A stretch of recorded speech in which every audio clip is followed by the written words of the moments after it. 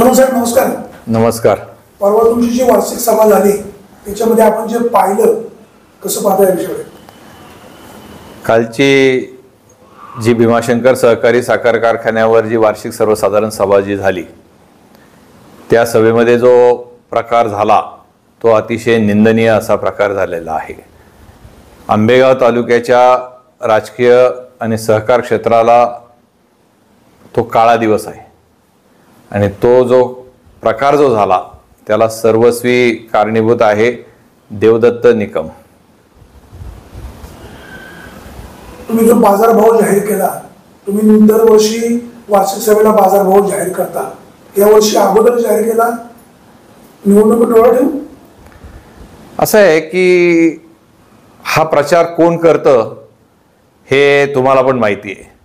आता मी तुम्हाला स्पष्टपणे सांगतो की हा निर्णय घेत असताना शेतकऱ्यांचा हित डोळ्यासमोर ठेवून घेतला. आता तुम्ही विचाराल शेतकऱ्याचं हित काय त्याच्यामध्ये, तर स्पष्टपणे सांगतो की गेल्या पंचवार्षिकला ज्या वेळेस विधानसभेची निवडणूक झाली त्यावेळेस ती विधानसभेची निवडणूक होत असताना आपल्याला कल्पना आहे की हरियाणाची निवडणूक आणि महाराष्ट्राची निवडणूक बरोबर झाली होती आणि आम्ही ज्यावेळेस संचालक मंडळामध्ये विचारविनिमय केला त्यावेळेस आमच्या हे लक्षात आलं की कधीही आचारसंहिता लागू शकते, कधीही निवडणूक लागू शकते. आणि आपण पाहिलं की हरियाणाची जी निवडणूक आहे ती अगोदर डिक्लेअर झाली. कर्मधर्म संयोगाने महाराष्ट्राची निवडणूक अजून जाहीर झाली नाही. जर कदाचित ही निवडणूक त्याच वेळेस जाहीर झाली असती तर जे दिवाळीच्या अगोदर लोकांच्या घरामध्ये जे पैसे जायचे तो हप्ता आम्ही देऊ शकलो नसतो आणि केवळ त्या एकमेव कारणामुळं हा जो निर्णय आम्ही घेतलेला आहे. परंतु काही लोक याला राजकीय स्वरूप देऊ पाहतात, तर कृपया माझी त्यांना विनंती आहे की ही गोष्ट आम्ही शेतकऱ्यांच्या हितासाठी घेतलेला निर्णय आहे.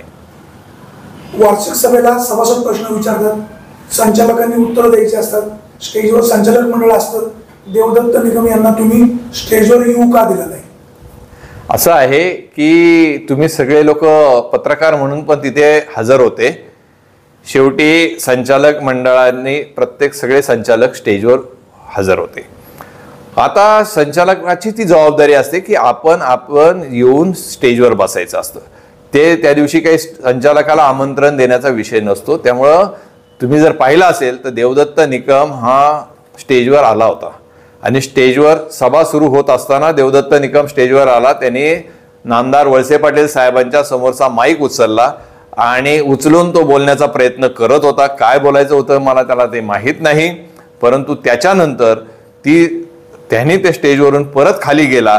याचा अर्थ त्याला जे काही करायचं होतं ते नौटंकी करायची होती, बाकी काही नव्हतं. त्यांना बोलू दिलं नाही. आता देवदत्त निकमला बोलून देण्याचा प्रश्न येतो कुठे?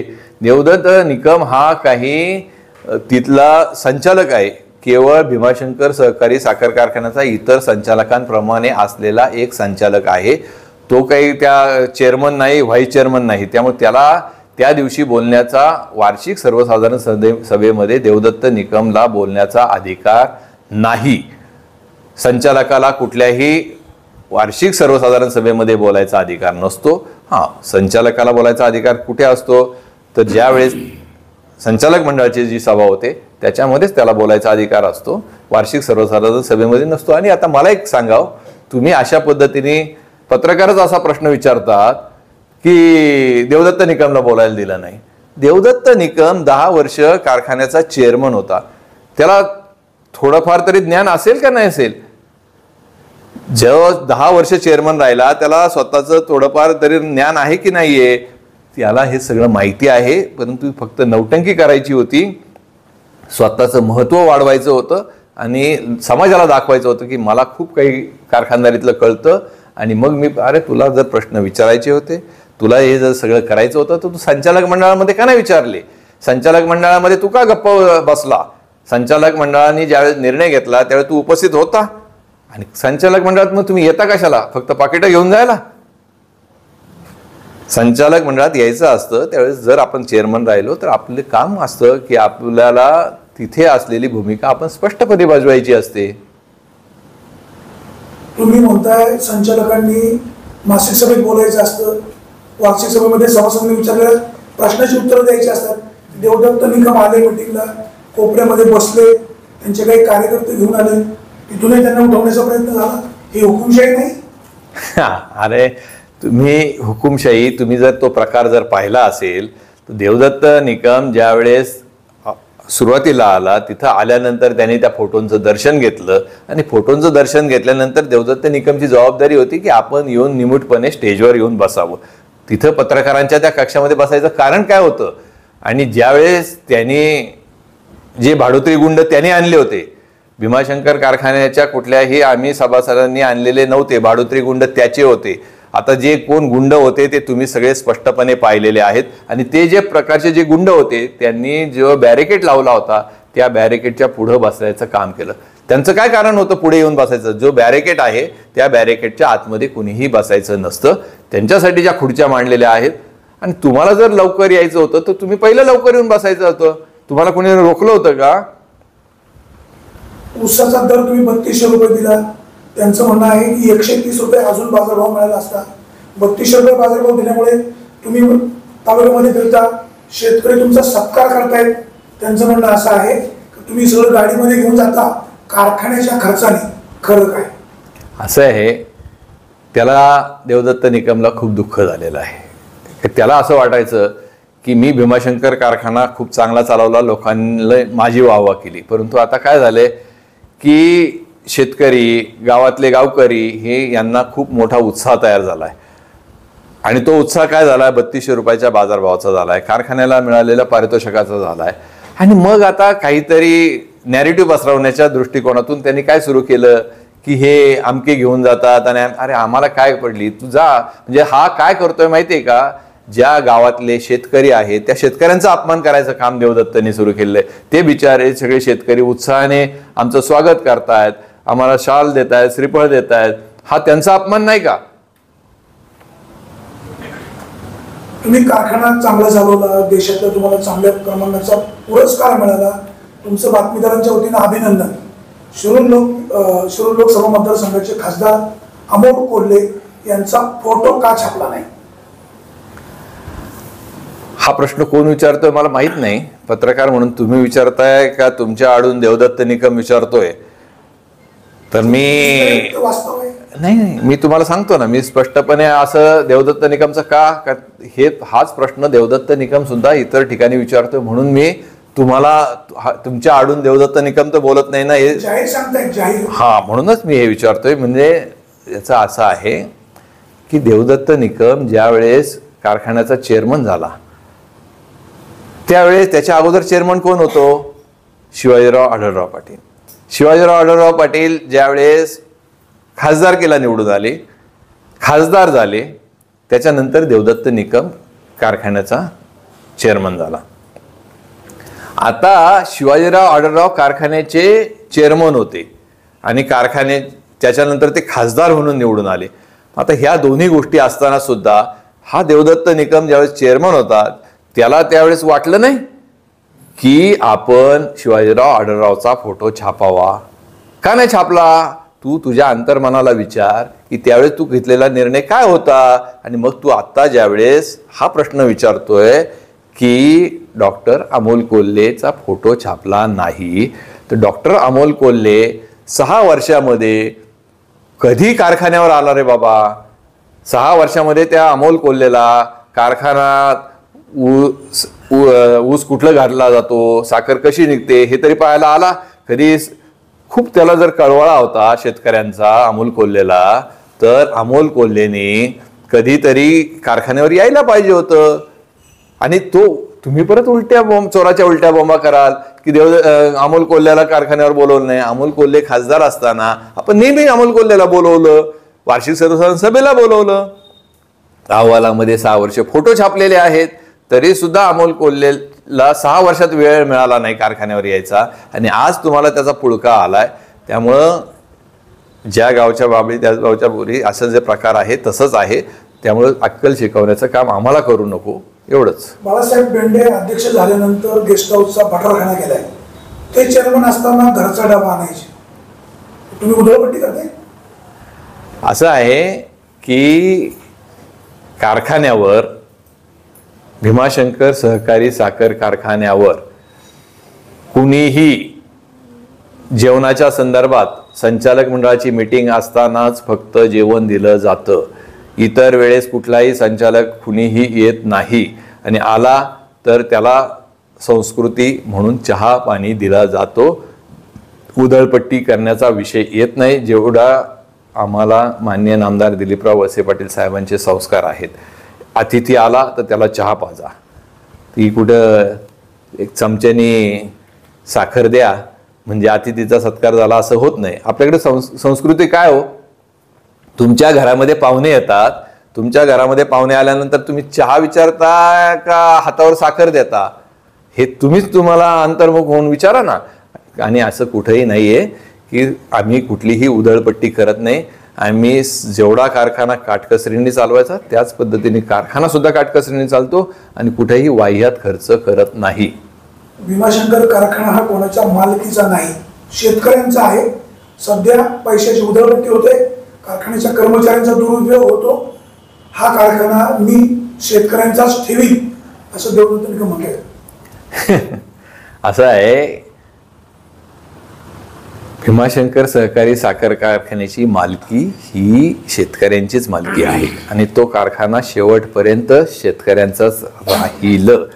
आता विषय आला कामगारांचा. कामगार जे आहेत हे कामगार शेवटी जे कारखान्यात आहेत ते कार्यकर्त्यांची मुलं आहेत.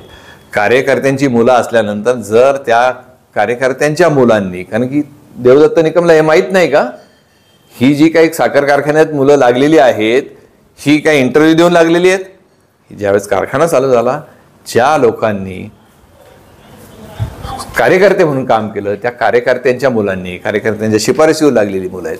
आता जर तो कारखान्यात 9 वाजता येतो आणि 5:30ला घरातून बाहेर जातो, कारखान्यातून बाहेर जातो, 5:30च्या नंतर जर त्यांनी कुठलंही काम करायचं असेल तर ते त्याचा वैयक्तिकच विषय आहे, त्याला कारखान्याचा काय येतो. आणि तुला माहिती आहे का बाबा, जी काही कामगार तू जे सांगतो ओरडून लोकांना बाहेर की हे कामगार, ते कामगार ज्यावेळेस पक्षाचं काम करायचा त्यांचा विषय असेल तर ते रजा टाकतात आणि स्वतःच्या स्वखुशीने जातात. आम्ही कुणालाही जबरदस्ती करत नाही. बेंडे साहेब, तुम्ही सगळ्या प्रश्नांची उत्तर तुमच्या सोयीनुसार देत असतात, कदाचित असं होऊ शकतं. भीमाशंकर कारखान्याला मंजुरी दिली आदरणीय पवारसाहेबांनी. तुमच्या सगळ्या कार्यालयांमध्ये पवारसाहेबांचे फोटो आहेत. पवारसाहेबांकडे तुम्ही कॉलेज मागायला गेले, पवारसाहेबांनी साखर कारखाना दिला असं देवदत्त निकम सांगतायत. सध्या तुम्ही काही पत्रकार, ऊस उत्पादक शेतकऱ्यांना, लोकांना वाटताय त्याच्यामध्ये पवारसाहेबांचा फोटो नाही असा निकम यांचा आरोप आहे. असं आहे की वार्षिक सर्वसाधारण सभेचा जो अहवाल आहे त्या अहवालामध्ये पूर्णपणे यशवंतराव चव्हाण साहेबांचा फोटो आहे, पवार साहेबांचा फोटो आहे. आता आला विषय दुसरा, जी एक पुस्तिका छापलेली आहे, ती जी पुस्तिका आहे ती पुस्तिका जी आहे ती कारखान्याचा असलेला जो अहवाल आहे किंवा कारखान्याची असलेली जी प्रगती आहे त्याची छापलेली एक पुस्तिका आहे आणि ती मी स्वतः कारखान्याचा चेअरमन म्हणून लिहिलेली आहे आणि तिच्यामध्ये फक्त वळसे पाटील साहेब यांचाच फोटो आहे. आम्ही कुठल्याही नेत्याचा फोटो तिच्या छापलेला नाही. त्यामुळं हा फक्त नेरेटिव्ह पसरवण्याचा प्रयत्न करतोय की आम्ही पवार साहेबांचा फोटो त्याच्यात छापला नाही. आता मी तुम्हाला सांगतो, शरद पवार साहेबांचा फोटो हा वळसे पाटील साहेब जिथे जिथे, म्हणजे भीमाशंकर कारखान्यात पवार साहेबांचा फोटो आहे, शरद सहकारी बँकेत पवार साहेबांचा फोटो आहे, या पूजन ऑफिसला जर तुम्ही बाहेर गेले तर तिथे पाहिलं तर शरद पवार साहेबांचा फोटो आहे. वळसे पाटील साहेब मुंबईमध्ये जो त्यांचा बंगला आहे त्या बंगल्यात सुद्धा शरद पवार साहेबांचा फोटो आहे. आता मला एक सांगा, फोटो पवार साहेबांचा भिंतीवर पण आहे आणि हृदयात पण आहे. आता बाबा तू सांगत होता की माझ्या घरामध्ये माझ्या आई वडिलांच्या फोटो बरोबर वळसे पाटील साहेबांचा फोटो आहे आणि मग मी घरातून नमस्कार करताना आई वडिलांच्या फोटोच्या बरोबर वळसे पाटील साहेबांच्या फोटोला नमस्कार करून बाहेर पडायचा. मग आज काय करतो रे तू? वळसे पाटील साहेबांचा फोटो कुठे आहे तुझा? आहे का तुझ्या घरामध्ये आता वळसे पाटील साहेबांचा फोटो आई वडिलांच्या फोटोच्या शेजारी आहे? म्हणजे याचा अर्थ तू किरणताई वळसे पाटलांना आई समान मानत होता, वळसे पाटील साहेबांना वडिलांसमोर मानत होता, आणि मग आता तुझ्या स्वतःच्या मतलबासाठी तुला काहीतरी जी काय कुठली तरी स्वप्न पडतात पार्टीची, तशी तुला पार्टीची नाही, पार्टीची खरी होतात पण तुला ती रात्रीची पडतात ना, त्या स्वप्नांमध्ये तू बरळत असतो. तसं काही नाही. तू तुझी लायकी ओळख आणि ज्या पद्धतीने तू तुझे जे घरातले फोटो, अरे तू वळसे पाटील साहेबांचा फोटो घरातला बांधून ठेवला आणि तू आरोप करतो की यांच्याकडे हे फोटो नाही छापले, हे फोटोचं राजकारण करायची नौटंकी सोडून दे. सहकारी साखर कारखाना शेतकऱ्यांच्या मालकीचा वार्षिक सभेला आपण पाहिलं, वळसे साहेब संस्थापक आहेत, स्टेजवर होते, त्यांच्या अर्धांगिनी होत्या, त्यांच्या कन्या पण स्टेजवर होत्या. हा कारखाना काही त्यांच्या मालकीचा आहे अशी टीका होती. असं आहे, असं कोण म्हणतंय हो? मला एक सांगा, दिलीप वळसे पाटील हे कारखान्याचे सभासद आहेत, किरणताई वळसे पाटील ह्या कारखान्याच्या सभासद आहेत, पूर्वाताई वळसे पाटील ह्या सुद्धा कारखान्याच्या सभासद आहेत. माणूस पहिला सभासद होतो. काय होतो? सभासद होतो. आणि तो सभासद झाल्यानंतर मग काही लोक म्हणतात म्हणजे वळसे पाटील संचालक झाले, सभासद सभासद नसते तर झाले नसते. त्यामुळे पहिले सगळे हे सभासद आहेत आणि वार्षिक सर्वसाधारण सभा ही सभासदांसाठी असते. त्यामुळे मालकी नाही, हे तिघही काही मालक नाहीत, ते सर्वसामान्य सभासदांप्रमाणेच तिथं उपस्थित होते. नाना, तुम्ही आमचे सगळे प्रश्न तोडून लावतायत. एक शेवटचा प्रश्न, आता तुम्ही खरं बोला अशी अपेक्षा. तुमची वार्षिक सभा संपल्यानंतर डीजे वाजवला, एवढंच नाही तर शरद बँकेचे अध्यक्ष देवेंद्रजी शाह यांना खांद्यावर घेऊन लोक नाचली. हा काय प्रकार? विषय असा आहे की वार्षिक सर्वसाधारण सभा संपली. वार्षिक सर्वसाधारण सभे संपल्यानंतर देवदत्त निकम कुठून पळून गेला मला माहित नाही. आलं लक्षामध्ये? मी तर त्यावेळेस काही पाहिलं नाही, मी त्यावेळेस स्टेजवरच होतो. आणि मग खांद्यावर नाचवण्याचा जो प्रश्न आहे, डीजेचा जो प्रश्न आहे, डीजे कुणी आणला आम्हाला अजिबात माहिती नाही. मी नंतर माहिती घेतली डीजे तर काही लोकांना ज्यांना पारितोषिकं मिळाली त्या लोकांनी आपल्या उत्साहासाठी डीजे आणला होता. आता देवदत्त निकमला खांद्यावर घेतलं की देवेंद्र शेठला खांद्यावर घेतलं हे पाहायला मी काही उपस्थित नव्हतो. परंतु ज्याच्या उत्साहाच्या भरामध्ये ज्यांनी घेतलं असेल ते त्यांचं चांगलंच आहे ना. घेतलं तर देवेंद्र शेठला कार्यकर्त्यांनी खांद्यावर उचलून घेतलं, याच्यात वावगं काय झालं? आणि हा जो विषय आहे, हा तुम्ही जे म्हणता खरं बोलण्याचा खोटं बोलण्याचा विषय काय येतो? तो उत्साहाचा विषय. त्या उत्साहामध्ये घेतलं लोकांनी उचलून. बाळासाहेब बेंडे कारखाना चांगलं चालवतात, वळसे साहेबांच्या नेतृत्वाखाली स्वतःची खाजगी कंपनी चालवता आली नाही अशी टीका होती. असं आहे की माझी कुठली खाजगी कंपनी काय चालवता येत असेल त्याचा विषय भीमाशंकर सहकारी साखर कारखान्याशी निगडीत नाही. त्याच्यावर उत्तर द्यायचं असेल त्यावेळी तू माझ्याकडे ये किंवा माझ्या समोर बस, मी त्याचं उत्तर देईल. हा इशारा आम्हाला का त्यांना? विचारतो कोण? तुम्ही नाही विचारत. विचारलंय कोणी? देवदत्त निकम यांनी. हा, मग विचारलं देवदत्त निकम, हा इशारा देवदत्त निकमला. सर, एक शेवटचा प्रश्न. विधानसभेच्या निवडणुका पुढ्यात आहेत. आता वळसे साहेबांचं कर्तृत्व, नेतृत्व, दातृत्व सगळ्यांना माहिती आहे. देवदत्त निकम निवडणूक डोळा ठेवून हे त्यांचं सगळं चाललंय. आता मांजर दूध पिती, डोळे झाकून पिती, तिला असं वाटतं की आपल्याला सगळं कुणी पाहत नाही, असं असतं का हो? सगळं जग जाहीर आहे की हे जी सगळी नौटंकी जी चालली ही आमदारकी विधानसभा येणार आहे. आता माहीत नाही त्याला तिकीट मिळेल का नाही मिळेल, किंवा तो निवडणुकीला त्याची तेवढा तो काय राहील असं मलाही वाटत नाही, कारण की त्याला माहिती आहे आपला काय निभाव लागणार नाही. परंतु तो आता ते वातावरण तयार करायचा प्रयत्न करतोय. जो भीमाशंकरला राष्ट्रीय पुरस्कार मिळाला आता, तर त्याबाबत देवदत्त निकम यांनी साधं सौजन्य दाखवलं का? अभिनंदन सर्वांचं किंवा काय? त्याचा काय संबंध? हा संचालक म्हणून तरी एक तो आहे. नाही असं आहे, खूप चांगला प्रश्न विचारला तुम्ही. देवदत्त निकमला हे सगळं माहिती असतं की लोक सत्कार करतात, याच्यात येतात, त्याच्यात गावागावात बोलवतात. त्याची तेवढी मानसिकता किंवा त्याची तेवढी कुवत नाही ते स्वीकारायची. त्याने स्वतः येऊन त्या सत्कारांना हजर राहायला पाहिजे होतं. आणि तो आमचं अभिनंदन करणारा तो कोण? तो आमच्यासारखाच एक संचालक आहे. उलट ते सत्कार जे करतात त्याच्यात त्याने समाविष्ट व्हायला पाहिजे होतं. आणि MIDC काय गुंडा गोंधळ केलाय असा तो त्याने देवदत्त निकम यांनी वारंवार आरोप पत्रकार परिषदेत केला किंवा काही छोट्या छोट्या मीटिंग मध्ये केला. तर त्याच्यामध्ये काय सत्य आहे? तुम्ही हजर होते मला वाटतं त्या मीटिंगला. कोण मुरुम चोर, कोण वाळू चोर, कोण होतं आणि कुणी आणले होते माहिती आहे का? माझा स्पष्टपणे आरोप आहे, हे मुरुम चोर, वाळू चोर हे देवदत्त निकमनेच तिथं आणले होते.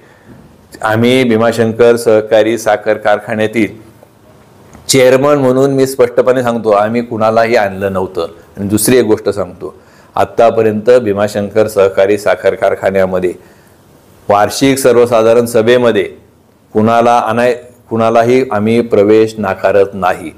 तो सभासद असू, सभासद नसू, आम्ही प्रत्येक असं समजतो, जरी तो सभासद नसला तरी तो शेतकरी आहे. आणि हा शेतकरी म्हणून एंट्री, तुम्हाला माहिती आहे खूप कारखान्यांमध्ये पास दिले जातात. तुम्ही विघ्नर सहकारी साखर कारखान्याचं उदाहरण माहिती आहे तुम्हाला. तिथं एंट्री ही फक्त सभासदांना असते. आतापर्यंत भीमाशंकर सहकारी साखर कारखान्याच्या इतिहासामध्ये एवढ्या वार्षिक सर्वसाधारण सभा झाली, 28वी झाली, कधीही आम्ही कुणालाही अटकाव केला नाही. त्यामुळं हे गुंड कुणी आणले? अरे कोण होते ते समोर बसणारे? कोण होते? जरा व्हिडिओ पाहा, मी दाखवतो, मग एक एक नावं सांगून दाखवतो. कोण होते दाढीवाले, कोण कशा होते, वाढलेले सगळे जे होते ना, ते कोण कुणी आणले होते आणि कोण काय करत होतं मी सांगतो ते तुम्हाला. गेली 27 वर्ष कारखान्याची वार्षिक सभा एकदम सुरळीत पार पडली, परंतु याच वर्षी नेमकं याला गालबोट लागलं. नेमकं याचं कारण काय किंवा याच्या मागे काय वेगळी शक्ती आहे का? असं आहे, याच्या मागची कारणं तुम्हाला स्पष्टपणे माहिती आहेत. याच्या मागं सवंग लोकप्रियता स्वतःला मिळवायची, काहीतरी एक वातावरण तयार करायचं की मी खूप मोठा नेता आहे, आणि हे दाखवण्याचं काम करण्यापुरता हे देवदत्त निकम यांनी केलेली नौटंकी आहे. कारखान्याच्या मासिक सभेमध्ये ते म्हणतात आम्हाला कोपऱ्यात बसवलं जातं किंवा जी अनुक्रमानिका आहे तुमची आव्हाना, तो फोटो सुद्धा माझा मागा आहे. तर याबाबत त्यांनी मासिक सभेमध्ये कधी आरडाओरडा केला किंवा काही असं तुमच्या प्रोसिडिंग मध्ये विरोध म्हणून काय लिहिलंय का काही? अहो असं आहे, मीटिंगमध्ये कुणी बसायचं, कुठं बसायचं अशी काही नावं छापलेली नसतात. मीटिंग सुरू होते, मीटिंगला जो अगोदर येतो तो जी खुर्ची खाली असेल त्याच्यावर बसतो. हा बाबा नेहमीच्या नौटंकीप्रमाणे सगळ्या शेवटी येतो. शेवटी आल्यानंतर जी खुर्ची खाली असेल त्याच्यावरच तो बसणार. असं काय आम्ही ते फक्त लोकांना भासवण्याचा प्रयत्न करतोय की मला शेवटची खुर्ची असते, आला लवकर तर पुढं बसेल. जिथं खुर्ची खाली असेल तिथे इथे बाबासाहेब खालकर इथं संचालक आहेत. बाबासाहेब काय आम्ही आपण काय कोणाला मागे बसवले? अजिबात नाही. जी कारखान्याची सभा असते किंवा काही लोकांना प्रश्न विचारायचे होते, परंतु हे दोन नेत्यांमधलं जे भांडण किंवा दोन समर्थकांमध्ये, समजा वळसे पाटील साहेब असतील किंवा देवदत्त निकम असेल, त्यांच्या कार्यकर्त्यांनी गोंधळ घातल्यामुळे लोकांना सभेमध्ये प्रश्न विचारता आले नाही, असं काहींचा सूर आहे. काय पहिलं तुम्हाला दुरुस्त करतो, दोन नेते नाही, देवदत्त निकम नेता नाही. देवदत्त निकम वळसे पाटील साहेबांचा एक कार्यकर्ता म्हणून होता. तुम्ही त्याला नेता बनवू नका, स्पष्टपणे क्लिअर कट सांगतो. आता नेता म्हणून नेत्याचा काही विषय नव्हता. ही जी मीटिंग होती ही सभासदांची मीटिंग होती, आणि त्या सभासदांच्या मीटिंगमध्ये तर तुम्ही एक पाहिलं का हो, वळसे पाटील साहेबांची एंट्री झाली. वळसे पाटील साहेबांची एंट्री झाली खूप दिवसानंतर.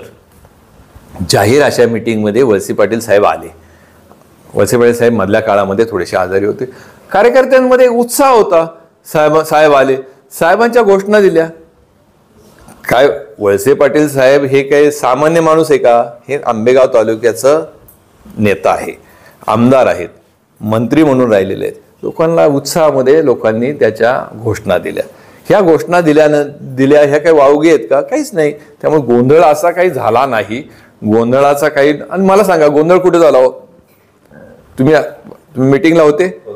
मीटिंग सुरू झाली, माझं भाषण झालं, माझं भाषण संपल्यानंतर सगळ्यांचे जे जे पुरस्कार होते ते पुरस्कार दिले गेले.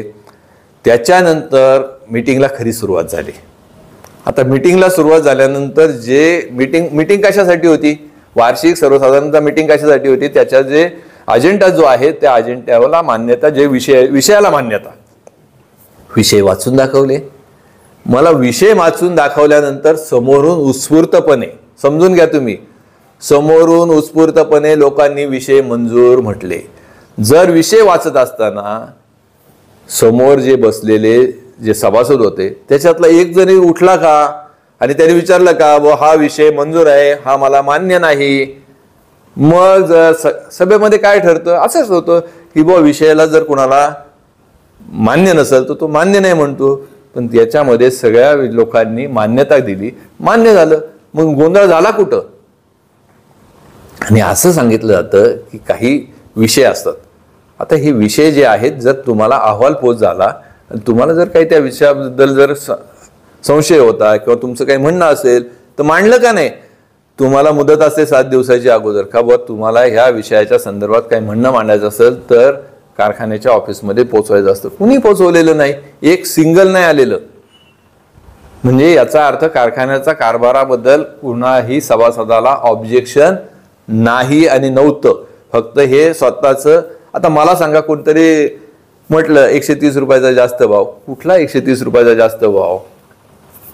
आम्ही जो दिलेला आहे, मी तुम्हाला त्या दिवशी पण सांगितलं की या संदर्भात मला 3500 रुपये, 3300 काय म्हणतो तो नाही, 3500 रुपयाचा बाजारभावासाठी प्रभाकर बांगर शेतकरी संघटनेचे, जिल्ह्याचे जे स्वाभिमानी शेतकरी संघटनेचे नेते, ते स्वतः येऊन मला भेटले आणि त्यांनी मला सांगितलं की आमचा 3500 रुपयाच्या भावाचा आग्रह आहे. मी त्यांना त्यांनीच फक्त सांगितलं. आणि शेतकरी संघटनेचे नेते म्हणून देवदत्त निकम काहीतरी वल्गण्या करत असेल तर संचालक मंडळाच्या मीटिंगमध्ये देवदत्त निकमनी शब्दांनी बाबासाहेब काढला, काय बोललाय, काय 3500 रुपयाचा काय बाजारभावाच्या बद्दल बोलला? हा, संचालक मंडळात ज्या दिवशी ठरलं त्यावेळेस हे सगळे संचालक हजर आहेत ना. म्हणजे मी खोटं बोलत असं ते सगळे संचालक सांगतात ना, म्हणजे अजिबात बोलला नाही. हा, बाजारभावाचा विषय कुणी काढला? प्रभाकर बांगर. मग त्या दिवशी मी प्रभाकर बांगरला सांगितलं का 3500 रुपयाचा बाजारभाव तुम्ही मागताय, देता येणार नाही. 3200 रुपयाचा बाजारभाव आम्ही सगळ्या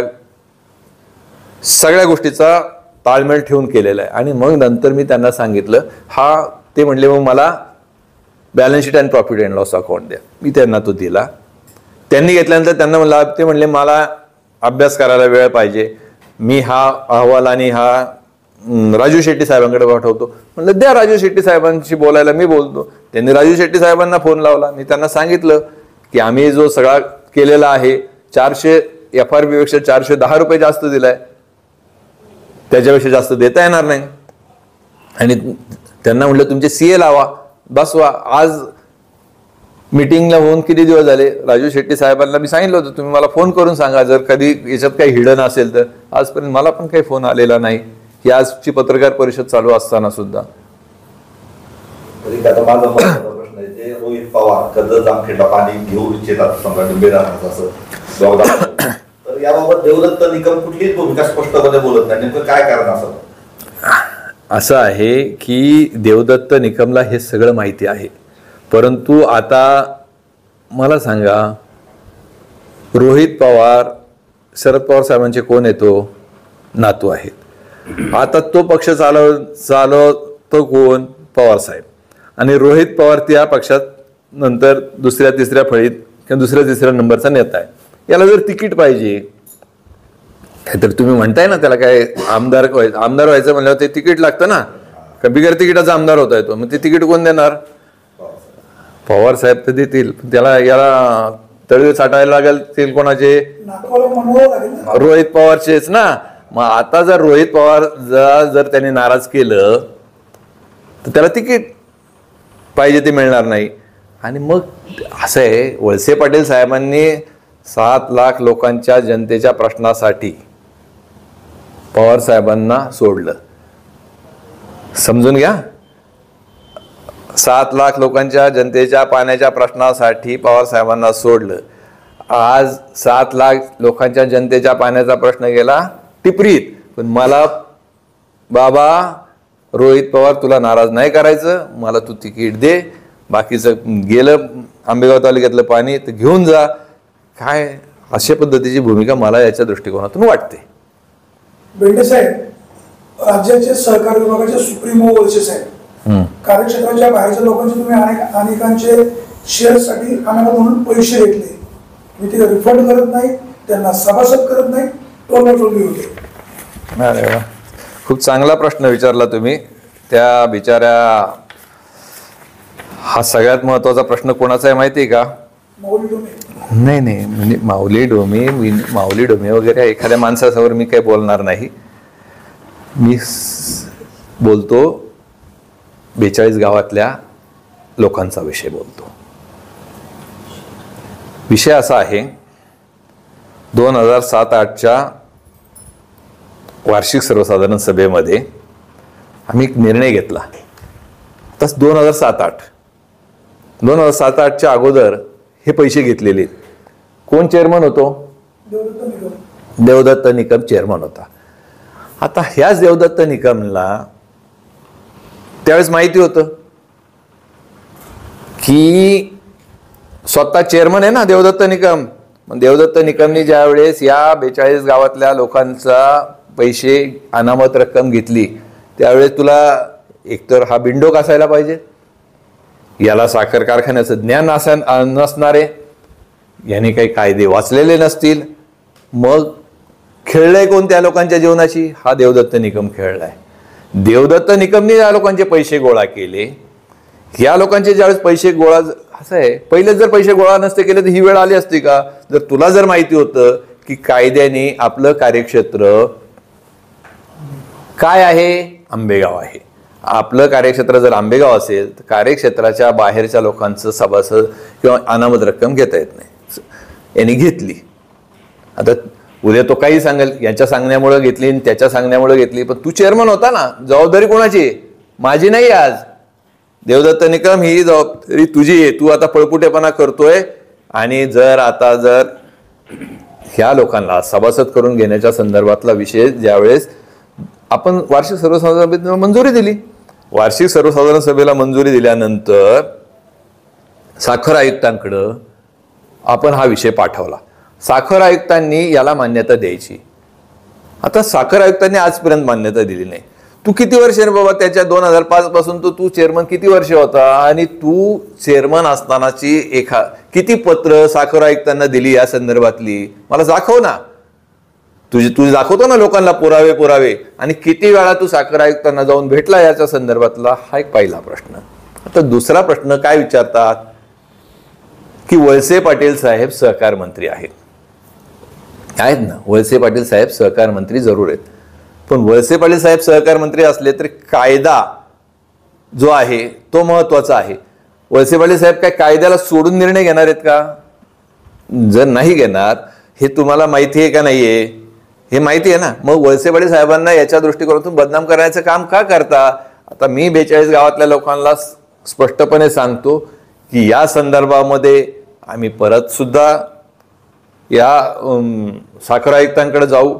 उद्या वेळ पडली तर त्याच्यासाठी जर कोर्टात जायचा विषय असला तर काही लोकांनी त्याच्यासाठी कोर्टात पण गेलं पाहिजे. आपण त्याच्यासाठी भांडू, आम्ही तुम्हाला तिथे सपोर्ट करू. पण हा विषय असा काही उगाच रस्त्यावर बसून किंवा लोकांना सांगून सुटत नसतो बाबा. हा विषय कायद्याच्या चौकटीत बसूनच सोडवावा लागणार आहे. बेंडे साहेब, फक्त 42 गावातीलच लोकांचे पैसे अनामत शिल्लक आहेत असं नाही. जुन्नर तालुक्यातील 14 गावातील लोकांचे सुद्धा पैसे आहेत. तर काही लोकांनी ते पैसे परत मागितले, तुम्ही रिफंड करणार? विघ्नर सहकारी साखर कारखान्याने 14 गावातील लोकांचा जो प्रश्न घेतला, त्या कारखान्याच्या संदर्भात विघ्नर सहकारी साखर कारखाना हायकोर्टात गेला होता आणि हायकोर्टाने निर्णय दिलेला आहे की आम्हाला हे पैसे तुम्हाला घेता येणार नाही. परंतु तुम्ही समजून घ्या, आजही त्या लोकांना आशा आहे. त्याच्यातल्या जो माणूस असे पैसे परत मागतो त्याला आम्ही पैसे परत देऊन टाकतो.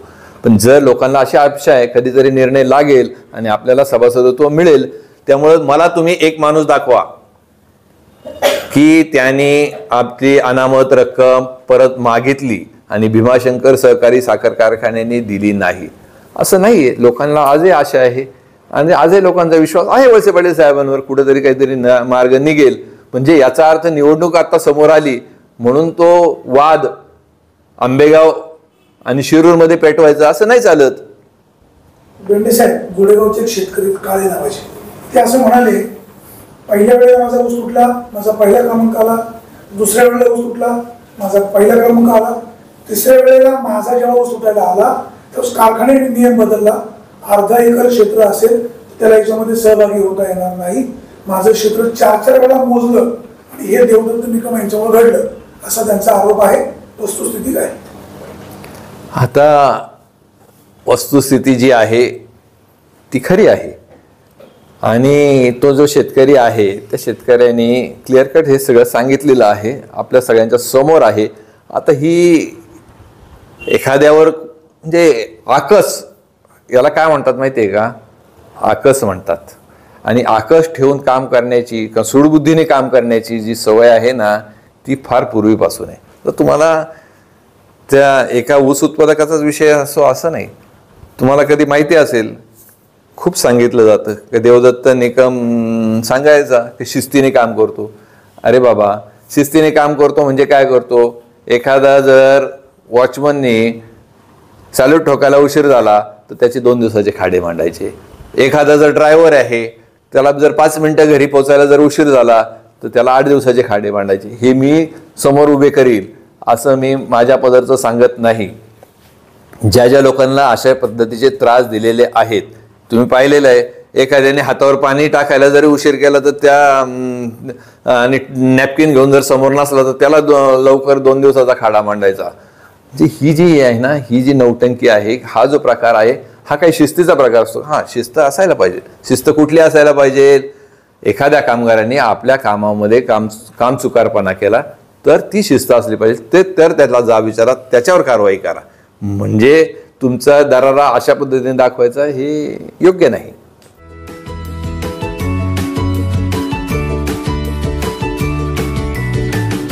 बातम्या शेतीच्या,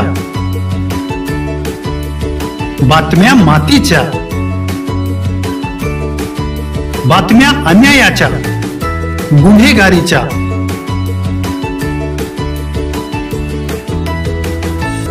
राजकारणाच्या आणि समाजकारणाच्या,